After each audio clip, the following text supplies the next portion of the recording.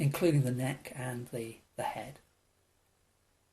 And you'll notice that I'm spraying the paper with water periodically, and that's for two reasons. As you know, the interactive acrylics, if you spray them with water, even if they're touch dry, when you do that, it allows them to be reblended with other colours. So that's a great way to get interesting effects by just keeping them active with a little bit of moisture. But the other thing is just that ever so light coating of water on the surface of the paper, I find it helps the paint just flow so much better than if you try and put it down on top of a dry surface, and you can get much more expressive brushwork in that way. So once again, just like I did on the right hand sheet, I'm now using a little bit of dry brush, taking the opportunity that's been presented by the paint running out on my brush to just add a little bit of texture on top of this left hand sheep's head.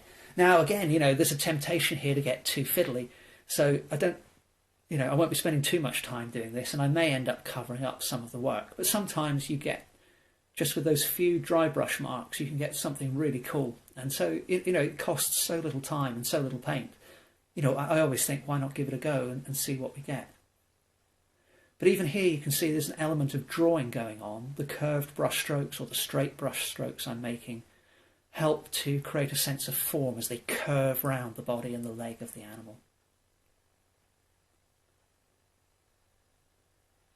So having put the multicoloured shadows in, you can see that this is a highlight colour I'm putting in here, so I'm reintroducing the sense of light that we perhaps lost a little bit with some of the intermediate layers of paint that I put down.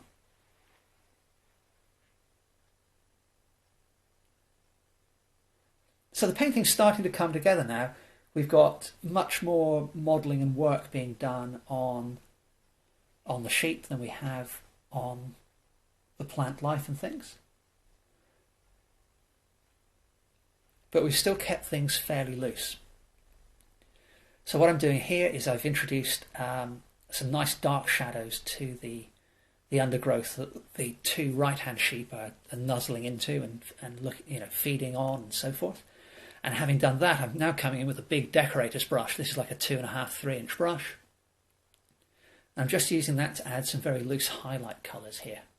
And tapping just the corner of that brush, you can get a huge variety of marks just by changing the angle of the brush and just having very little paint on the brush. It's a great way to create quick texture and highlights. And then of course you can just immediately switch to broader scumbles or brush strokes like I'm doing now. So you can combine kind of wet in wet and dry brush painting at the flick of a wrist. So really good fun to just stay loose this late in the stage of the painting. So another quick spray with the water bottle.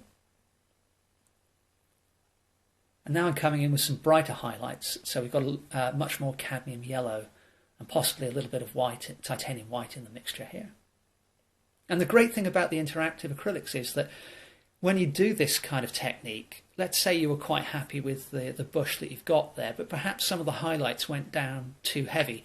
So for example, there's a big blob of yellow to the right of the right-hand sheep's head, just sort of down to the right a little bit. And I think that's a little bit heavy, to be honest. Now with normal acrylic, once that's dry, really struggling to sort of manipulate it, you'd have to just cover it up. But with the interactives, you don't have to operate under that time pressure. You can just, just take your time and, quick spray with water. You can move that around a bit, soften it, lift it off. So yeah, it's really cool, really good stuff to work with. I can't honestly remember at this point, as I rewatched this footage back, whether I lost that heavy. Oh, I did. There you go. I jumped it in time, but I did soften that highlight a bit. Okay, so now having, added a bit more definition to the undergrowth there, I'm coming back in on my sheet now with a small round brush. So this is allowing me to do some more delicate line work. And I'm coming in here with just some ultramarine blue. So just going back to a pure primary and just adding a little bit more definition, a few more precise lines here and there,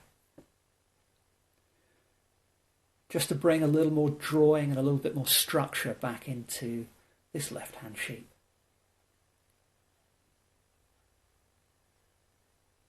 And of course the tip of this brush can be used for the really fine details as well, like the eye of the sheep, or the nostrils, the mouth, the line of the lips, all of that stuff. A little round brush is hard to beat, really, I think. Certainly when you're working on the scale that I am here, where the head of the sheep is perhaps only 2 or 3 inches high.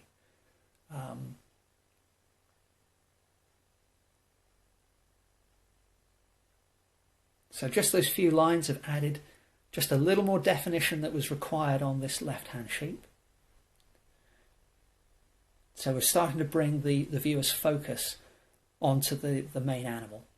But before we get into the final details, we need to add a little bit more detail to the mid-ground of the plant life. So I've gone back to my flat brush here, and I'm just popping in a select few branches and twigs peeking out through the foliage of those middle and foreground bushes and things.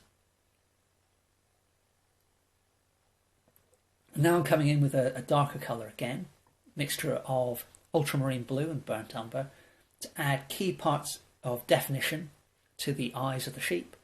And now I'm coming in with an orangey yellow ochre mix to pick out the lighter parts of the eye, and then adding more cadmium yellow to the top half of the eye there to give us a sense of light catching. So there's a better look at the finished painting, and hopefully you agree with me that there's a nice sense of depth and a weird sort of altered reality feel to this one.